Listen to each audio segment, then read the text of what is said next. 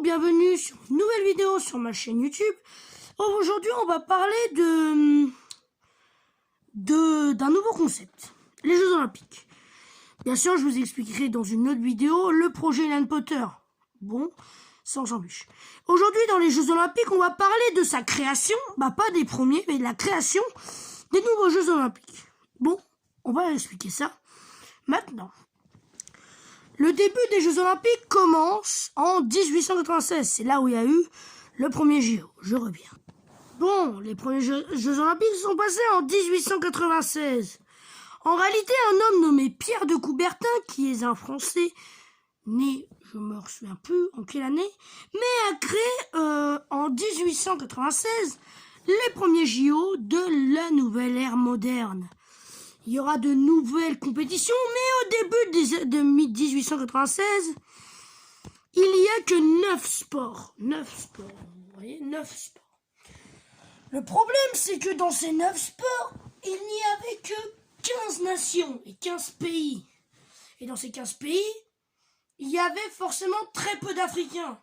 Parce qu'on apprendra que dans les années 1900 et 1904, ils créeront des compétitions olympiques pour les gens de noirs ou des Indiens d'Amérique.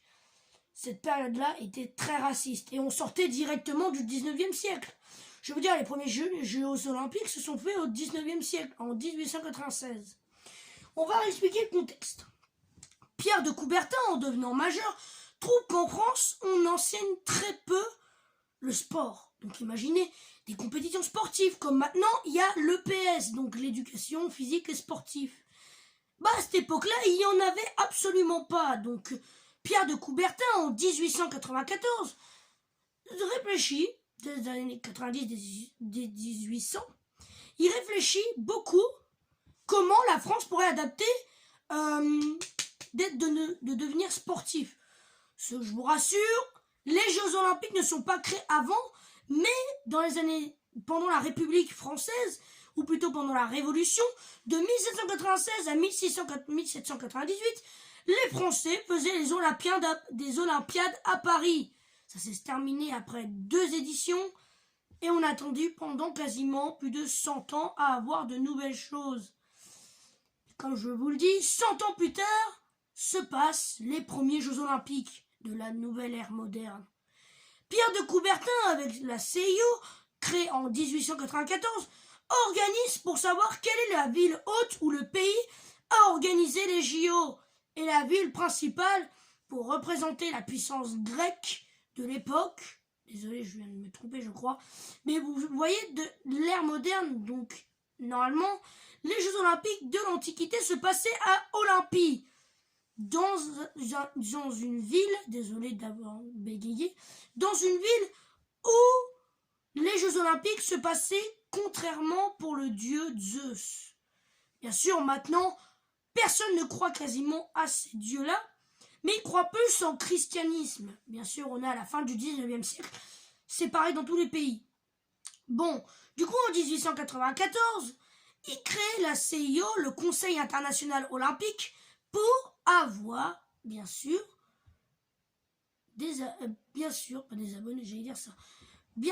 avoir, je sais pas, une communauté pour créer les Jeux Olympiques. Du coup, en 1896, passent les Jeux Olympiques. Mais ils savent toujours pas quelle est la ville.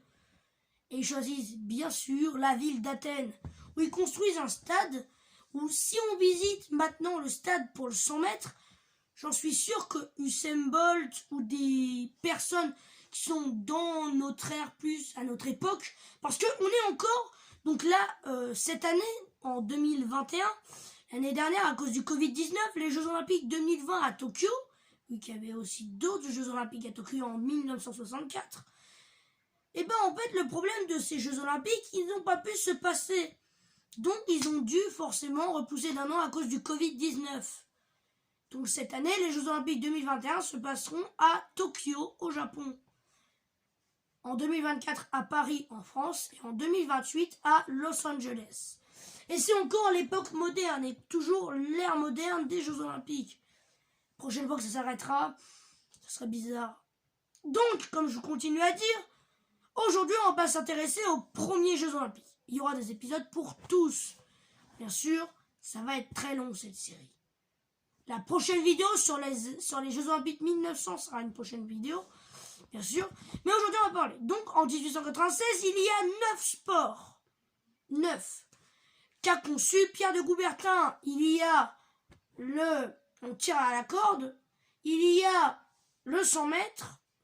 Le saut en longueur. Après, je ne connais pas tout, mais je connais quelques-uns. Le saut en longueur. Le lancer peut-être de javelot. Parce que maintenant, ça existe encore, je crois. Après, il y a de l'athlétisme, du saut en longueur, il y en a plein. Donc, tout ce qui est rapport à l'athlétisme. Bien sûr, le football, on en parlera dans d'autres vidéos. Le basket aussi. Le handball.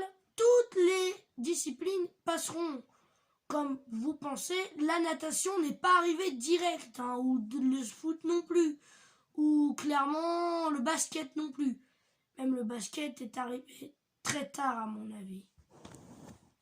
Désolé, attendez, il y a une chose qui est sur ma caméra. C'était une bestiole, désolé.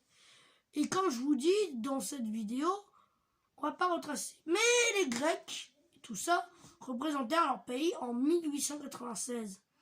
Bien sûr, vu que je n'ai pas assez d'informations pour faire cette vidéo, et qu'il n'y a pas assez de choses historiques, je ne suis pas allé sur les sites, du coup, parce que je ne connais pas, et vu qu'on est désormais en période de Covid-19, depuis à peu près 2019, fin 2019, en France, non.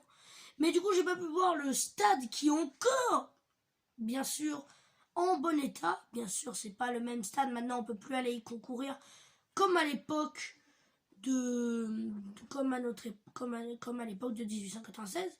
Mais bien sûr, à cette époque-là, ce qu'on pouvait faire, c'est qu'on pouvait aussi un peu tricher.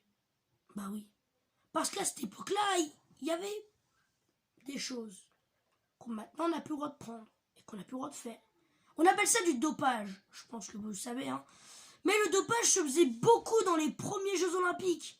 Bien sûr, parce que vous, j'en suis sûr, je pense pas que vous allez vous doper, mais vous voulez gagner une compétition sportive et vous êtes très mauvais en sport comme moi, je vous dis.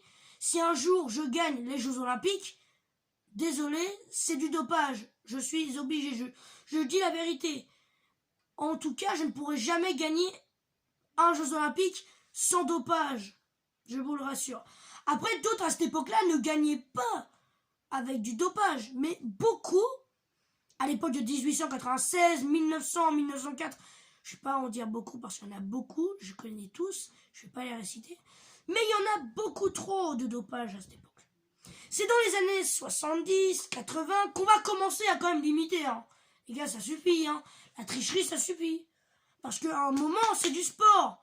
Et c'est comme au foot. On ne sait pas s'il y avait trop de dopage.